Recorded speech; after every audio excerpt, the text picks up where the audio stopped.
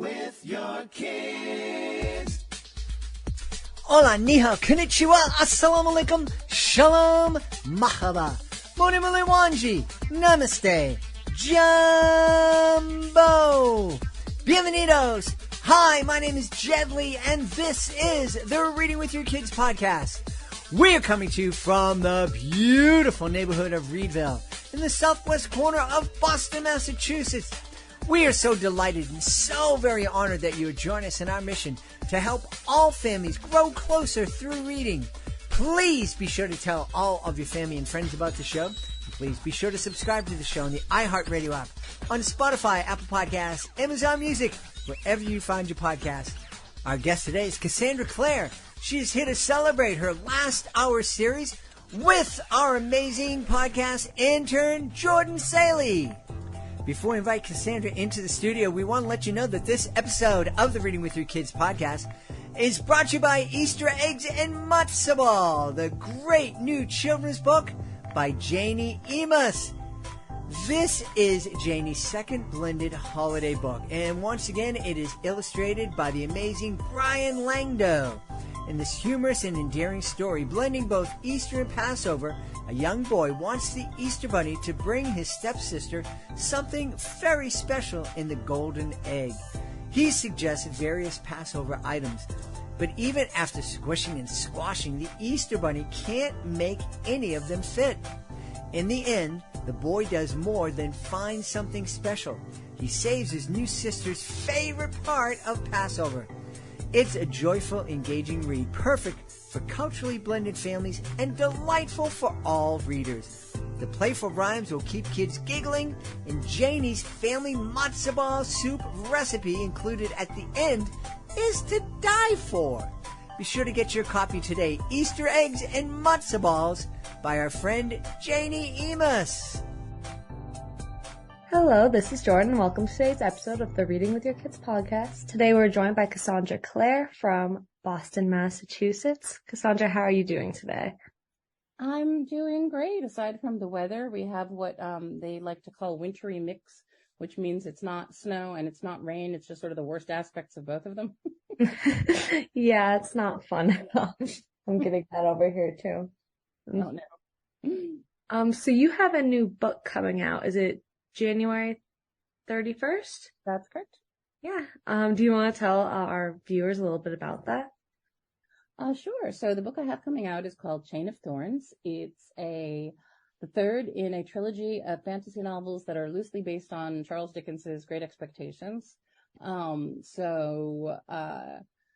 If you want to read it, I would jump in with the first book, Chain of Gold. The second one's Chain of Iron, and this is the last, Chain of Thornes. I often like to wait until a trilogy is completed before I start reading it. So I know a lot of other people do too. It's set in London, at the turn of the last century, 1903, and centers on a young, Iranian British girl who moves to London with her family after a big scandal has sort of torn her family apart, and she gets pulled into this mystery. There are these sort of Jack the Ripper style murders that are happening in London, but it turns out it's not a human being doing them. This is a supernatural force, and so she and her friends are shadow hunters. They have the ability to fight demons, and they team up to kind of track down the killer and find out what's going on. Mm-hmm. I saw the Charles Dickens quote on your website, and I thought that was super cool. So when you read that quote, did you immediately go, oh, that's a great title for a book series, like the Chain of Iron, Chain of Gold, Chain of Thorns? Or did that kind of come to you later? Yeah, well, I was rereading Great Expectations because I knew I did want to do a series that was based on it. I'd done a previous historical series that was like loosely based on Tale of Two Cities. So Great Expectations is my other favorite Charles Dickens book. And I was like, okay, let's have a reread. Let's kind of see the bones of the story. And as I was reading and I hit that passage, I thought, this is it. This is the titles of the books. Mm-hmm. Yeah, that's a super cool quote. And I love that you use that for your titles. Another thing I noticed through like going through all your books and stuff is every single one of like your book series, all the reviews always talk about how great your like main female protagonists are and stuff. do you feel like you relate to all of them, or is it just more they come to you? I think I relate to them all in some way or another. When I first started out, doing this in, oh my God, 2005, it feels so long ago. It was partly because when I was growing up and I read this kind of book, I loved fantasy, anything magic, anything with monsters.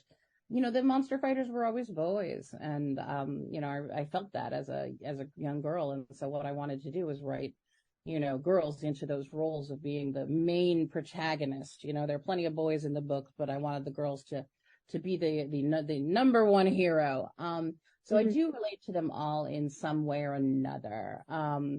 They all have a little bit piece of me. One of them loves books. That's me. In Chain of Thornes in the Last Hour series, one is a writer, and I include pieces of her novel, which is very bad because it's basically based on what I used to write when I was like 14 or 15, which was also extremely bad. But it was great to sort of revisit mentally that time period in my life and do that writing. So I would say all of them have some aspect of my personality, but none of them are exactly me. Yeah. I mean, like revisiting those old days when you were 14 writing like little novels or whatever is like, that makes the character so much more relatable, because I did the same exact thing when I was like 13, 14, like writing these little novels. And the first book I ever wrote, I was 12, and it was called The Beautiful Cassandra. Yeah, that's what it was like. And it was all about this girl named Cassandra who lived in the 17th century, which I didn't know anything about the 17th century. So it's completely ridiculous. There were rock bands, there was electricity. What did I know? And her adventures and her many, torrid romances, which weren't really not very torrid because I was 12. So kissing was about it. I still have it around. And one of the characters in The Last Hours is writing a book called The Beautiful Cordelia, which is very similar. That's awesome. When did you first start, like, I guess, writing seriously, like getting in contact with publishers and stuff, like not just like The Beautiful Cassandra, but like the novels that you're writing today? When did that all start? It was about 2004. I think I started to get more serious about my writing. I had been a reporter.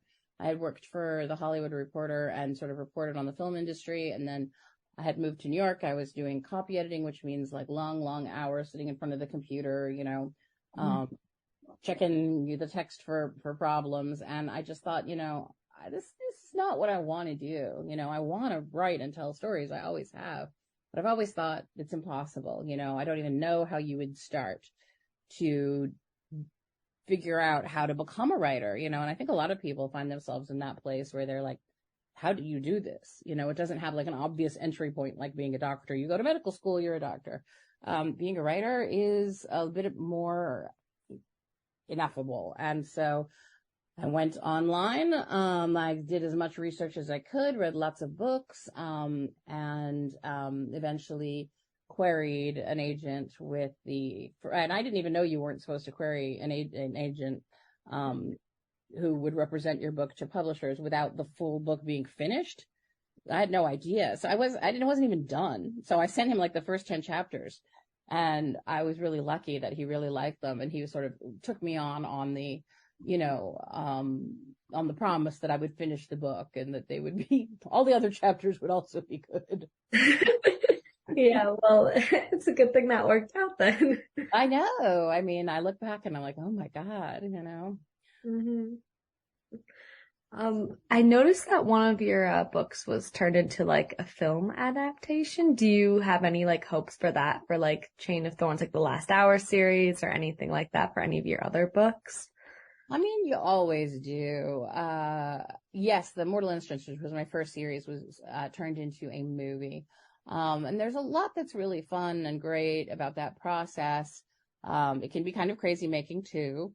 But of course you always, sort of hope for that kind of thing for your other books. There's nothing you can do to make it happen. So you just have to kind of wait and see. You can submit, sort of, you generally have an agent that works with you to represent your books and another agent who sort of represents your stuff to Hollywood.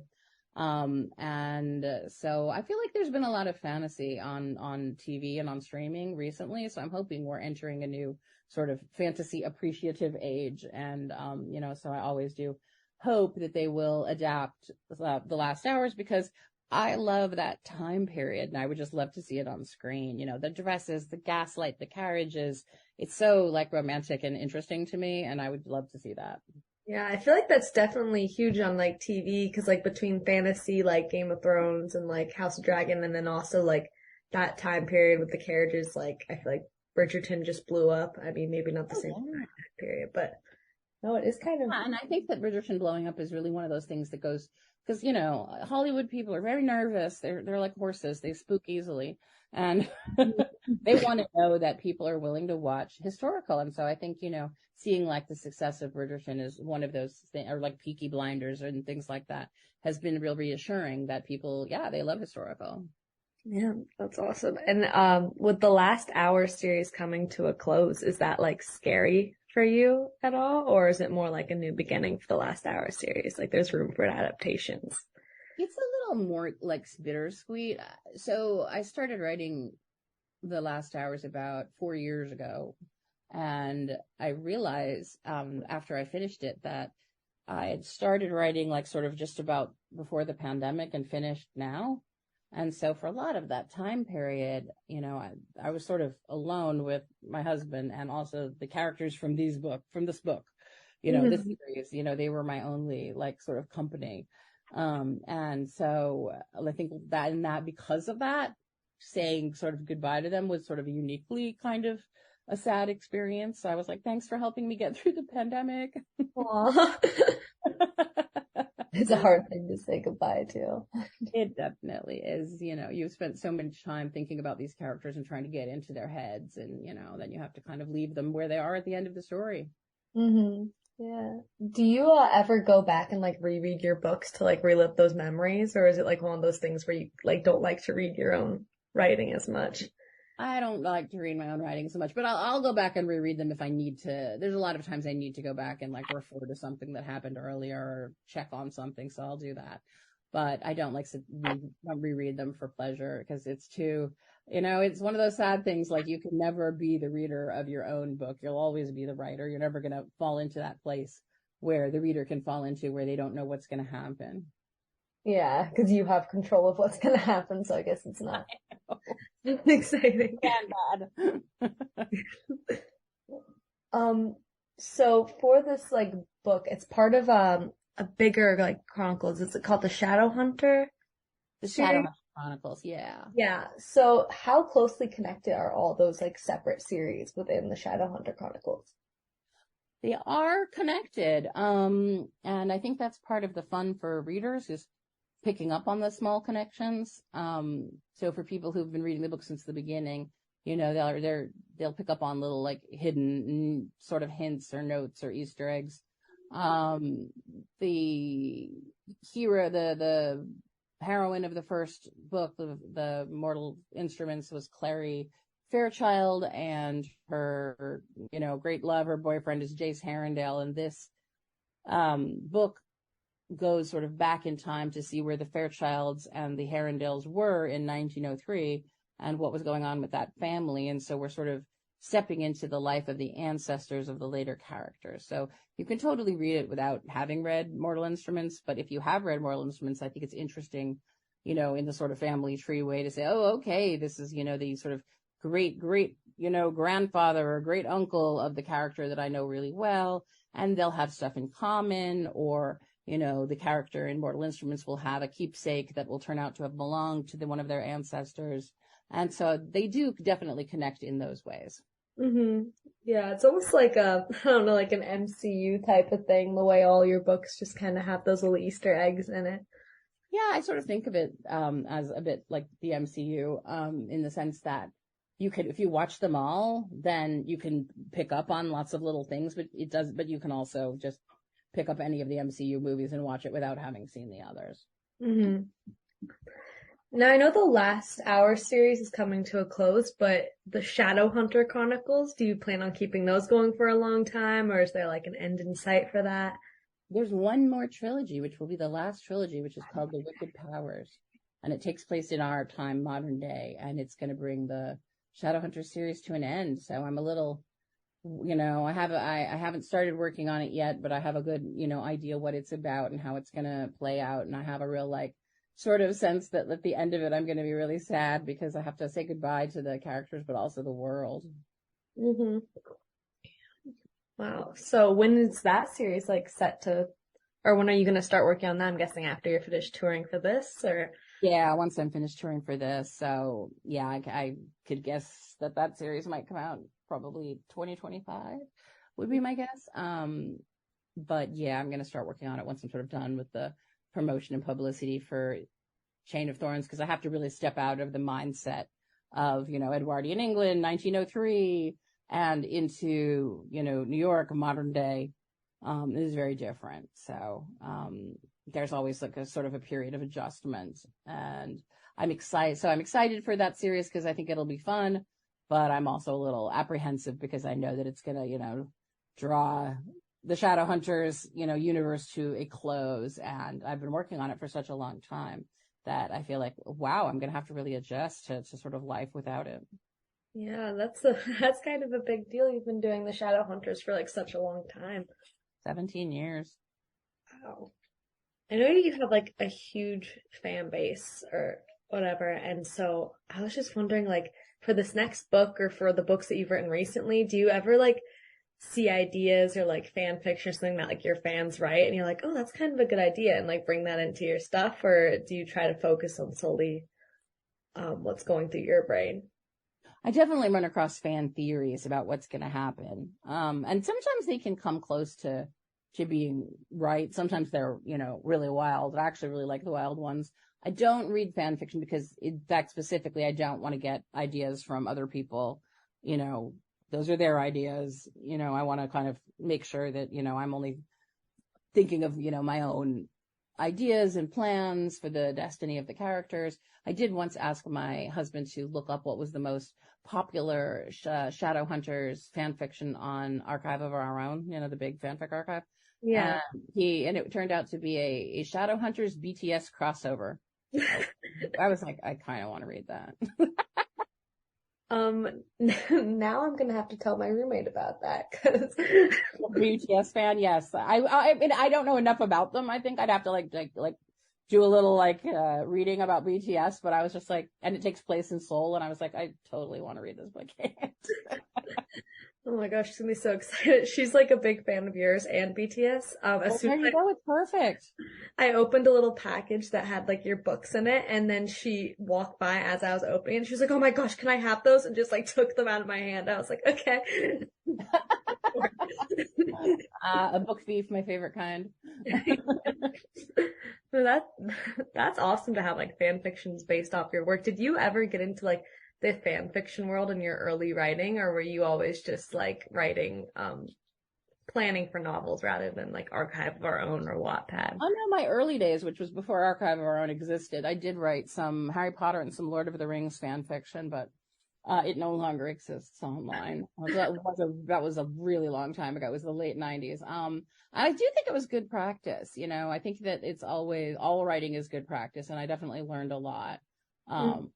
By writing that. And honestly, it was the first time I'd written anything and had an audience, even if it's a small audience of people who are interested in what you're writing and interested in what you have to say. And it did give me that sense of that's what I would like to do. I'd like to write stories and have people read them, No, for sure. And I feel those type of fan fiction websites really give people an audience who couldn't normally figure out how publishers work or just want to write for fun, I absolutely think, if you just want to write for fun, you should just write for fun because, there's nothing wrong with that. You shouldn't feel an obligation to get published. And in a lot of ways, for me, when I did get published and I started, doing this full time, I missed writing as a hobby. I didn't have another hobby. Writing was my hobby. So I was like, oh no, I was like, well, what's my hobby now that writing is my job? So I think that's always something to think about. I had to come up with another hobby. I realized I didn't have any. What hobbies did you come up with?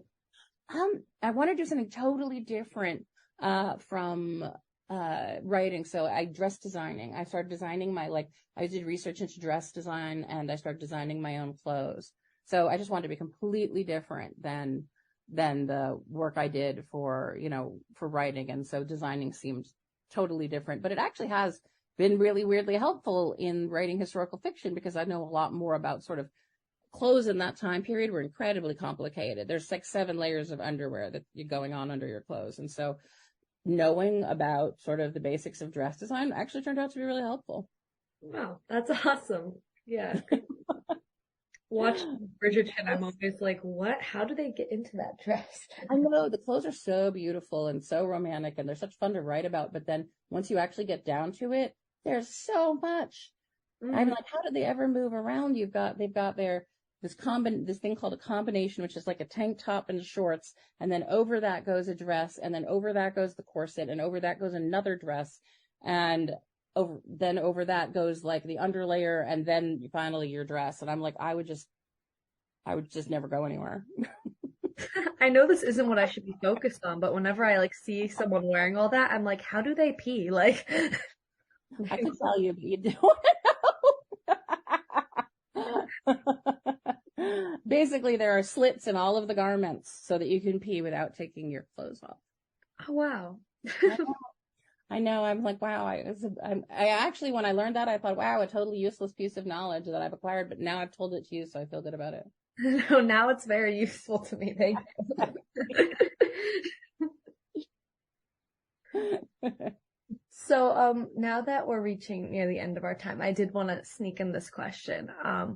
What do you think parents and kids could talk about while reading your novel together, specifically Chain of Thornes or the whole Last Hour series? I'd say the Last Hour series is a lot about people sort of hiding and concealing secrets about themselves, because they believe that if they reveal these secrets, that they will be rejected by the people who love them. And so I think, one of the things, there's sort of some interesting stuff to talk about. There's also some morally, gray characters who make some really complicated choices when put into difficult positions. So I think there's always, the question of talking about honesty, about what you are obligated to tell people and what it's okay to, keep secret to yourself, and also, sort of what to do in, difficult situations, that kind of thing. And also just, I think basically there's a lot in there about how to treat other people, how to treat them respectfully, how to treat other people the way that you would want to be treated. I mean, it is certainly, these are fun books. They are books about romance. They are books about, chasing demons around, but I always try to have, some, more thematic, deeper thematic connections in there to be able to talk about the nature of love and obligation and honesty and family. And I think there's a lot in there for them to talk about. Yeah, for sure. I mean, reading books is how a lot of kids learn empathy and stuff. So I feel like having those kinds of themes in there are super important. Yeah, there's that famous quote about reading lets us know that we are not alone. And I think that's very important, especially in terms of, when we talk about representation in books, that's why it's important. We want people to be able to see themselves in the world of that they're reading about. And, it also is, I think, one of the first things that definitely, because unlike TV or movies, and I'm not knocking TV or movies, but books are the inner life of the character. They're not just sort of showing you what happens. They're telling you what the character is thinking and feeling. And so I think that's very important in terms of understanding that other people have an inner life just like you. Yeah. And it's it really literally puts you in other people's shoes, because you are that character for the time period you're reading from their point of view, And we're really hardwired to have empathy for a main character who's telling you their feelings. So it is really, I think, that you're right about the empathy thing, because it's sort of wired into our brains to make the effort to understand. So even if the character is doing things or thinking things that are new to you, it's a great way for you to come to understand them. Yeah.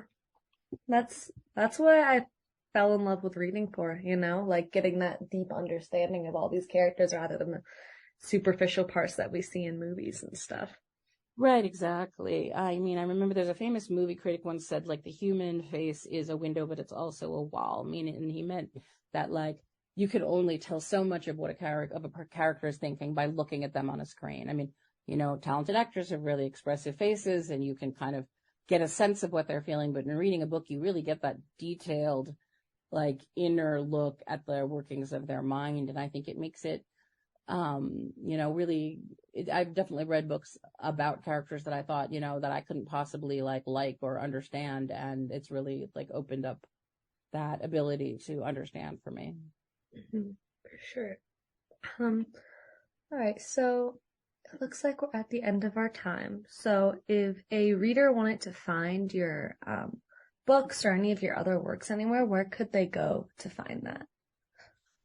Any good bookstore should have my books. Barnes & Noble will have them, Target, Walmart, indie bookstores, which I love and love to support. They'll all have my books.